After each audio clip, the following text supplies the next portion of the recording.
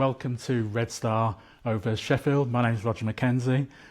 This is a production by Manifesto Press, the Morning Star, Red Star Media, but most of all, I think, we've got the Hans Hess Foundation here as well, and I am absolutely delighted that I have somebody with me who I've looked up to forever, really, in the movement. Anita Halpin, the founder, chair, everything of the Hans Hess Foundation. Anita, welcome. Welcome to you as well, because I've known you a long time and respected you and loved the way that you've come through the movement, despite one or two hiccups on the way. It's the first time, we've never shared a platform, it's the first time we've managed to talk about things together. And I'd like to say I've never done a podcast, hosted one, but why not do a return match sometime? I mean, for me, this is like well overdue. Yeah. I mean, I've been to so many things within the movement over the years, and watched the way, not just the way you say things in a conference, but also just the way you carry yourself. And for me, that's been a model for me, but also for so many other people. So first thing I want to do is to thank you for all that you've done to inspire so many like me to participate and to be active within the movement. It's honestly, it's a real honour for me. Thank you. I remember being at one TUC when all the entertainment unions sat in a group, and I was speaking on something or another for the NUJ, our union, and Miriam Carlin turned round. She said, "That was lovely, darling." I said, "But Miriam, you know very well it's not what you say, it's how you say it." Yeah, I remember one time, I did, when I was working for the TUC, I did one of their executives meetings, which was weird because you've got all of these people around the table who I'd seen on the telly, and I sat next to this bloke from the Bill who it turned out I think was a kind of right winger, but right the way across me was Miriam, who obviously had grown up knowing all about and seen her contribution, and she was still sharp, to the point, and quite brilliant in that meeting, I remember. I think for me, we're obviously here at something that's been, I call it a kind of happening, really, that's been put together by Manifesto Press, the Morning Star, Hans Hess Foundation, and company that I'm part of as well, Red Star Media, and so many others who've come together to look at something that is how we can make sure that culture is really a genuine part of our movement. But a key part of that, as I mentioned earlier on, was the Hans Hess Foundation. So can you tell me a little bit about the Hans Hess Foundation to begin with? Yes. As you say, it is a cooperative endeavour between a number of individuals who came together for Manifesto Press, involving very early on the Morning Star, and then going into partnership with Praxis Press, which was the publishers who published my late husband's, Kevin Halpin's, memoirs. Which I have and read. Which you have. Okay. But the point was that the family history, my grandfather was born in 1879, fought in the First World War, married, came back, had a 48-hour leave, Christmas 1914. He'd been stationed in Belgium, and he said, "This is a war Germany doesn't afford to win," because he'd seen the atrocities in Belgium. He had married my grandmother in 1907. My father was born in 1908, and his father died in 1931. So we're talking the pre-war years, the whole of the life of time of the Weimar Republic, not to mention that in between you had the Russian Revolution and so on. So he went to German state school, and he was in Prussia, and it was very much the sort of school that you see in Remarks All Quiet on the Western Front. His father took him out of that school, the secondary school, gymnasium, and put him in a a progressive school, an independent school.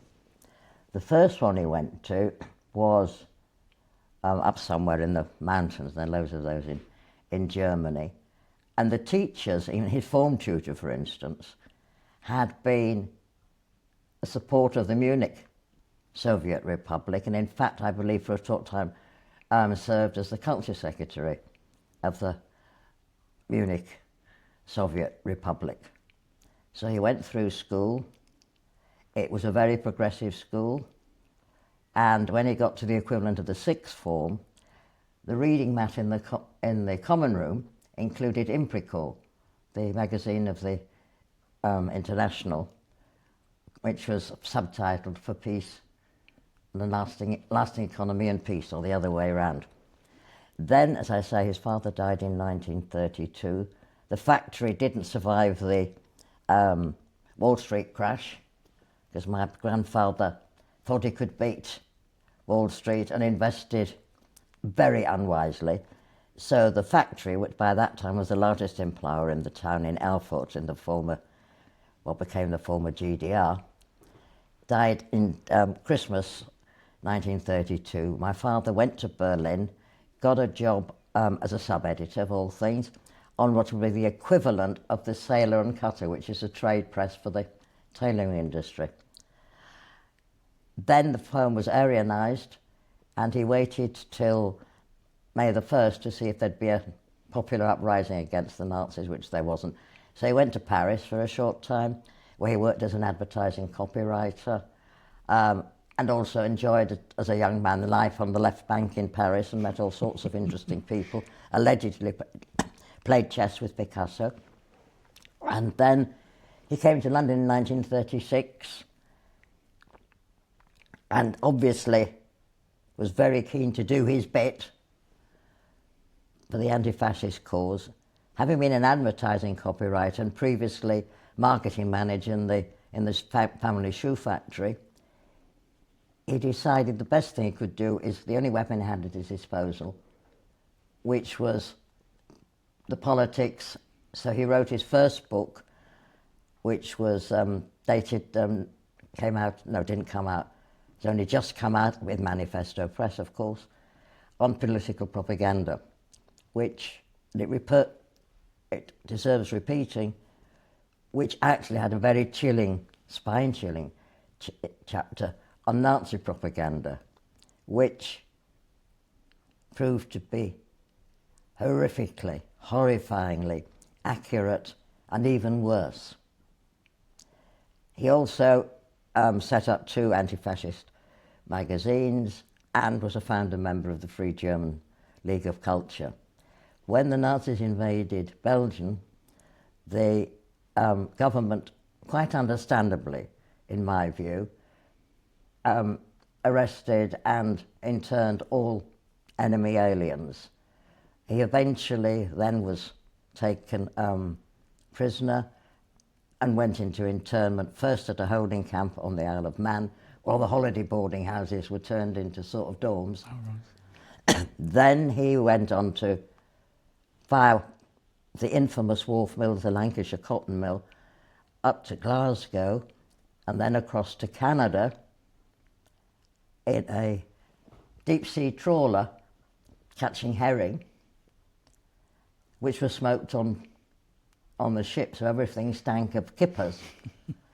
When he arrived after a long journey in Canada, having been, well, you've seen the photo, well, there are photos everywhere, especially if you read the books. There are lots of family, what I call family snaps.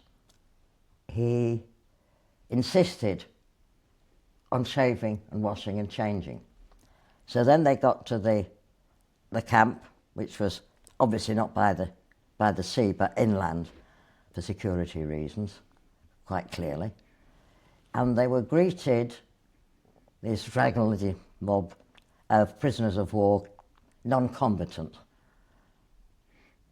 by the fascist anthems sung in German and Italian. Then there was you've seen them in POW films, the commanding officer says, "Anybody here speak English?" And a couple of people put their hand up. And my father was the only one who looked sort of reasonably decent sort of chap. So he made him the camp spokesman, little knowing that that was a win-win for the party and the left. Then the first thing they arranged was that the prisoners would be put into 4 different blocks of the Nazis, the politicos and the cultural people, and the university professors and the artists, the Austrians, and then ragtag and bobbletail. It was a very good camp. Obviously there was a camp newspaper. They duplicated the key to the commandant's office, borrowed the Gestetner and did the party newsletter overnight, a bit like Unity at CUC and union conferences. Yeah. Mind you could have done with Nick as the editor of that. But very important. But there was also a social side, again, not unlike other prisoner of war camps. There was the reviews, there was education, there was sport, but there was also sort of a cultural life. And the Austrians used to host coffee and kuchen, coffee and cake afternoon, having done a deal with the Jewish compound, camp.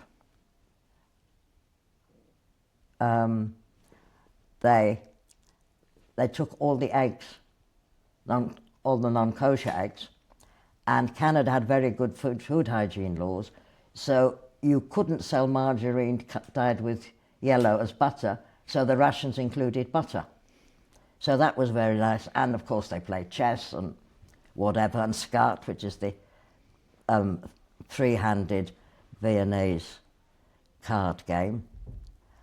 Eventually, because of certain sort of issue he'd had with leading Tories, pro-fascist Tories, he was one of the last to be released from internment in November, probably spring into summer. Let me get this right, 1943. He was then under essential works order, deployed to be an agricultural labourer in Leicestershire. Again, hardly the thing for a dapper gent. He'd met my mother, who while she was in Berlin for many, was in Berlin for secondary school years. He'd met her briefly in London before the war. He had 2 dates when he came back from, again by the Isle of Wight, came back to London. He, met up with her, for coffee, no cakes but coffee. And she soon followed him to Leicestershire. He then was given, now we come to the collection, I know it took a long time. The curator, or the director of the museum in Leicester, was one of the few people who actually knew about German Expressionism, let alone knew what the pictures looked like and could spell the names of all these foreign artists. And so he was offered a post as this son of a Welsh miner, Trevor Thomas, as his assistant. He then, after 3-4 years, he was offered the job in York as curator of the museum.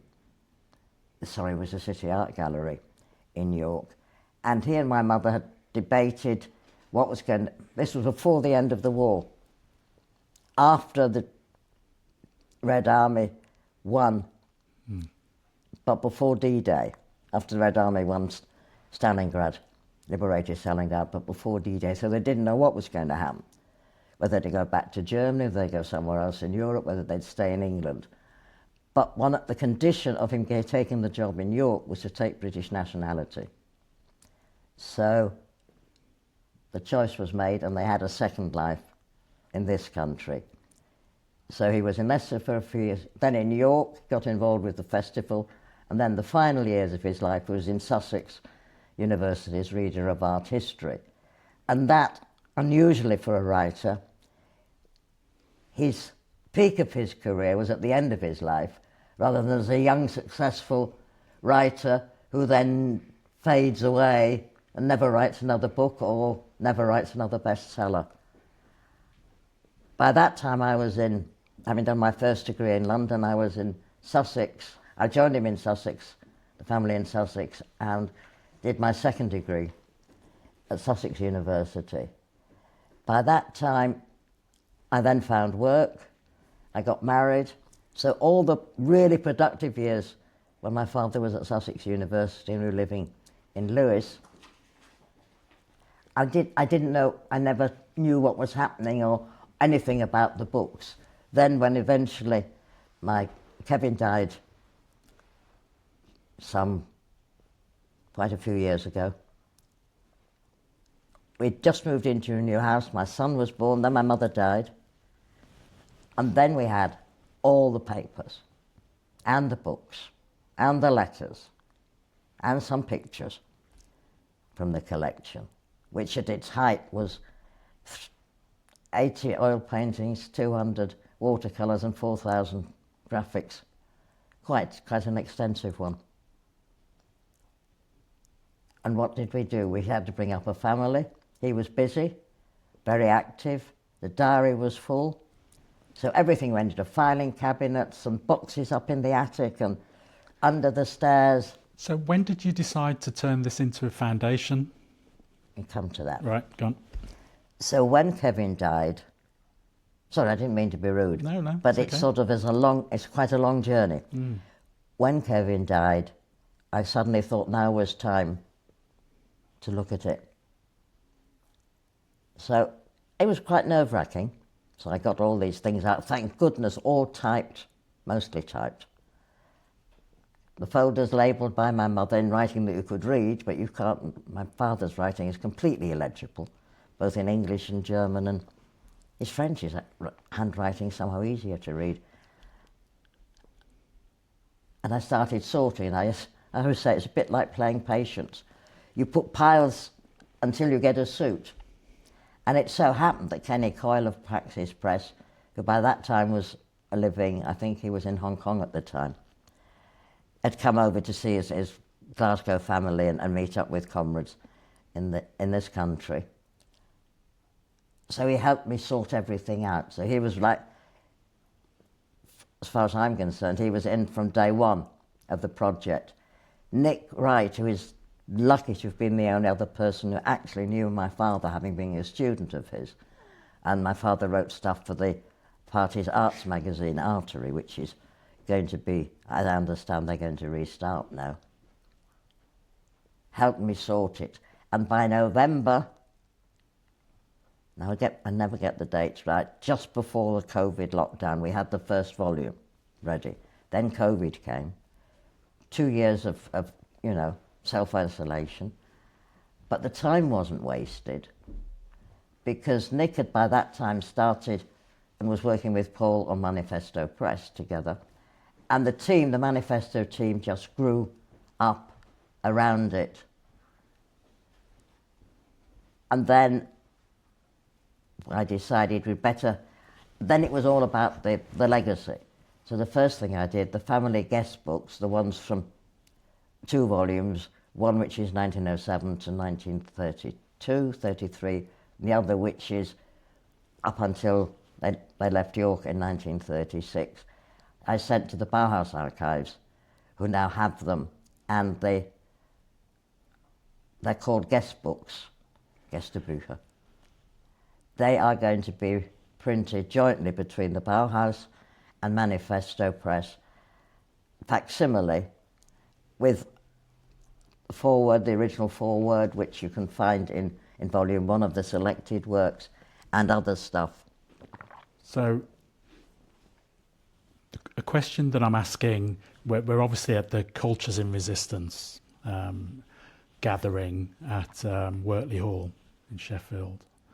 And one of the things that I'm asking everybody is, well, what is it? What is a culture of resistance? What do you understand as being a culture of resistance? Well, there's no better starting point than John Hartfield and photomontage.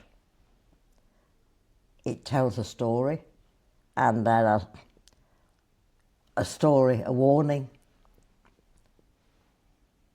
it is also of itself good propaganda. And John Hartfield, Johnny, came to London after Czechoslovakia was invaded in 1938. The first thing he did, he went out and bought a Gestetner, an old-fashioned photocopier, for want of a better word, and buried it in the garden in the house where my father had a flat up in Hampstead, where else. And the reason being that if the Nazis invaded, the party would have at least 24 hours to leaflet before they were taken. Lawn Road has been redeveloped.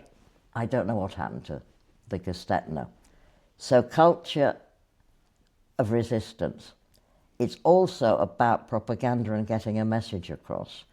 And the important part about this school, which is as a week residential school, we hope will be a 2-week one next year, is key to the development within any communist party. It's cadre development. But it's also about learning how to use it. Again, it's not what you say, it's how you say it. So sometimes the old slogans are good.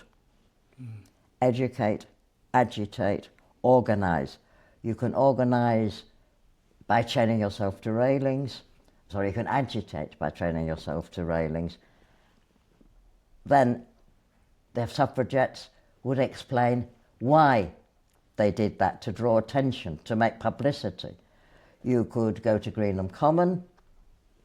You could go on hopefully not a good idea, on a hunger strike. Or you could just speak. I mean, finally, party education is crucial, and I'm glad the Communist Party of Britain has restarted that. Kevin went to a month's education school.